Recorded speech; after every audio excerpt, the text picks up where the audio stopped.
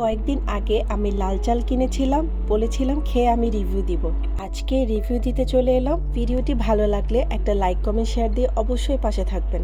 তো আমি সকালে খাওয়া দাওয়া, নাস্তা বানানো, গাছে পানি দেওয়া এগুলো সব শেষ করে আমার কম্পিউটারে একটু কাজ ছিল, আমার ক্লাসের কিছু হোমওয়ার্ক ছিল।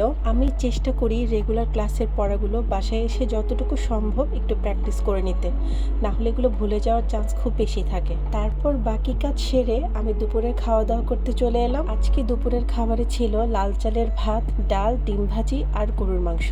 বলেছিলাম আমি খেয়ে জানাবো এটা খেতে কেমন। অনেস্টলি স্পিকিং, লাল চালের ভাত খেতে একটুও মজা না। আমার কাছে তো ভালো লাগেনি, ভাবলাম এটাকে একটু মজা করে খেতে হবে। আমি ভাতের মধ্যে একটু লেবুর রস আর আমাদের এখানে যে বাতাসা মরিচ আছে, এটা বেশ ঝাল, এটা একটু মেখে নিয়েছি।